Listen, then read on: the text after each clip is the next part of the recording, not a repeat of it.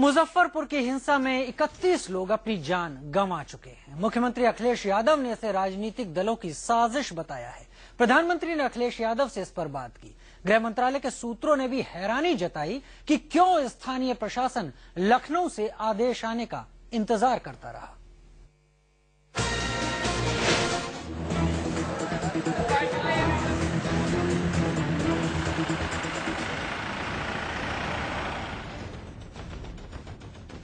सियासत की आग में झोंक दिया गया मुजफ्फरनगर।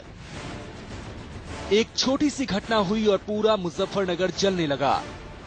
आज एक के बाद एक हर पार्टी का नेता हिंसा को चुनावों के चश्मे से देख रहा है।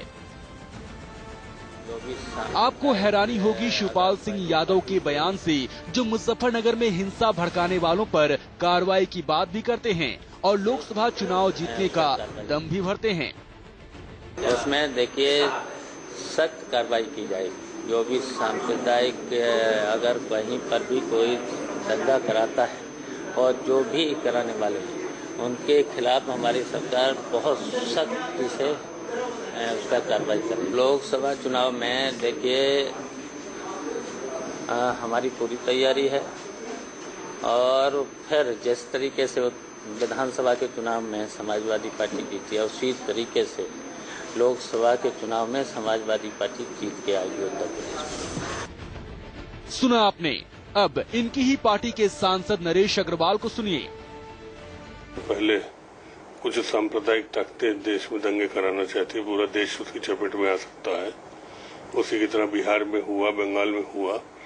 तो ये घटनाएं हो रही हैं, इसमें हम लोग को चौकन्ना रहना चाहिए। कुछ अधिकारियों की कमी जरूर है, मैं इसको स्वीकार करता हूँ। अब तक आपने फिल्मों में देखा सुना होगा कि नेता चुनावों से पहले वोटों का ध्रुवीकरण करने के लिए हिंसा भड़काते हैं। अब मुजफ्फरनगर में इसे अपनी आंखों से होते देखिए। अगर सियासत नहीं होती तो 3 लोगों की हत्या के मामले पर 10 दिनों तक क्यों सोती रही अखिलेश सरकार?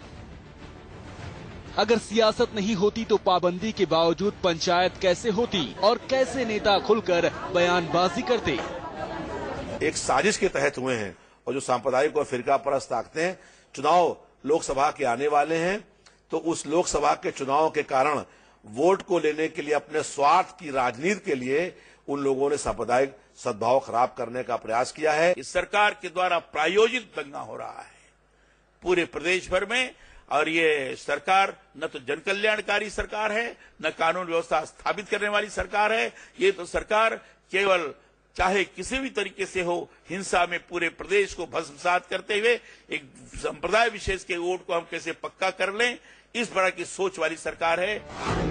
अगर सियासत नहीं होती तो कैसे 2 साल पुरानी एक सीडी जो पाकिस्तान में की गई हत्या पर बनाई गई थी वो 3 दिनों तक मुजफ्फरनगर में भावनाओं को भड़काती रहती और प्रशासन आंख मूंदे रहता।